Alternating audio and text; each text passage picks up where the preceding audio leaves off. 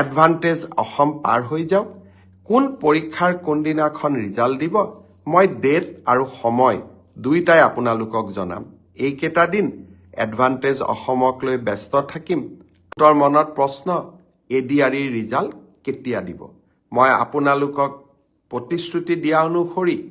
একেবাৰে মাৰ্চ মাহৰ 7 তাৰিখৰ আগতেই আমি এডিআৰইৰ ৰিজাল্ট দিম কিন্তু এডিআৰইৰ ৰিজাল্টৰ কাৰণে আপোনালোকে উৎকণ্ঠিত হৈ থকাৰো কোনো কাৰণ নাই কাৰণ প্ৰত্যেকখন বহি বা OMR চিট এনসাৰ কি এতিয়া আপোনালোকৰ হাততে আছে গতিকে সেবাই ৰিজাল্ট দিয়ক বা নিদিয়ক আপোনালোকে নিজেই নিজৰ ফলাফলৰ আকলন এটা কৰিয়েই ল'ব পাৰে এডিআৰইৰ ৰিজাল্টৰ পিছত লাহেকৈ মাৰ্চ মাহৰ ভিতৰতে আৰু পাৰিলে আৰু আগতে অসম পুলিচৰ পৰীক্ষা আৰু আমাৰ শিক্ষক নিযুক্তিৰ যেটো প্ৰক্ৰিয়া আমি আৰম্ভ কৰিছিলো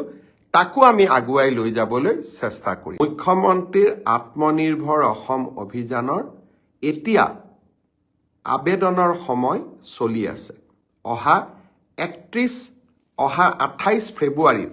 এই আবেদনৰ সময় শেষ হ'ব আজিৰ মুহূৰ্তলৈকে 50,000 যুৱকে ৰেজিষ্ট্ৰেচনৰ পিছত আবেদন কৰিছে মই ভাবো যিসকলে এতিয়াও ৰেজিষ্ট্ৰেচন কৰি আবেদন কৰা নাই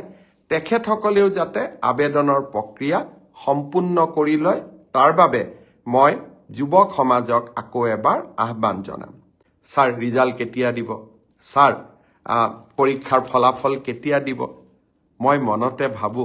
যে আজি যদি অসমত কংগ্ৰেছ চৰকাৰ থাকিলহেঁতেন ৰাকেশ পালৰ দৰে APSCৰ চেয়াৰমেন থাকিলেহেঁতেন কোন তাৰিখে এডিআৰই ৰিজাল্ট দিব অসম পুলিচৰ কোন দিনা ৰিজাল্ট দিব OMR চিট কেতিয়া দেখা পাম এইবিলাকৰ উত্তৰ এটাই থাকিলহেঁতেন যে যিদিনাখনে আমাৰ টকা পইচাৰ লেনদেন সম্পূৰ্ণ হ'ব সিদিনাখনে আমি ৰিজাল্ট দিম এইটোৱে কংগ্ৰেছ চৰকাৰ যদি অসমত থাকিলেহেঁতেন আজি সকলোৱে এই এটাই উত্তৰ লাভ কৰিলেহেঁতেন আপোনালোকে যেতিয়া মোক প্ৰশ্ন কৰে মই যেহেতু কংগ্ৰেছ চৰকাৰৰ দিনতো এই গোটেই পৰিৱেশবিলাক দেখা পাইছিলো মোৰ মাজে মাজে মনত হাঁহি উঠে আৰু মাজে মাজে মই চিন্তাও কৰো যে আজিও যদি অসমত কংগ্ৰেছ চৰকাৰ থাকিলেহেঁতেন এই প্ৰশ্নবোৰ কোনোবাই কৰিলেহেঁতেন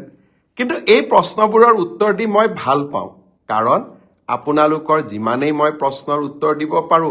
সিমানেই অসমৰ নতুন প্ৰজন্মৰ মাজত বিশ্বাস আহে যে আমি স্বচ্ছতাৰ মাজেৰে কাম কৰিছো যোৱা পৰহি দিনাখন লোকসেৱা আয়োগত এইবাৰৰ পৰীক্ষাত পাছ কৰা 200 জন যুৱক যুৱতীক চৰকাৰী চাকৰিৰ নিযুক্তি পত্ৰ হাতত তুলি দি মই আকৌ এবাৰ প্ৰাপ্তিৰ আনন্দ অনুভৱ কৰিছিলো এই 200 জন ছাত্ৰ ছাত্ৰীৰ এগৰাকীও মন্ত্ৰী বিধায়কৰ সম্পৰ্কীয় নহয় এগৰাকীও চৰকাৰী শাসন ব্যৱস্থাৰ লগত জড়িত নহয় তেওঁলোকৰ এটাই পৰিচয় আছিল যে আমি ভাল কৰি পঢ়িছো মামাৰ ওপৰত আমাৰ বিশ্বাস আছে পৰীক্ষা দিম আৰু আমি চৰকাৰী চাকৰি লাভ কৰিম সেই ধাৰাবাহিকতাকে আমি অক্ষুণ্ণ ৰাখিম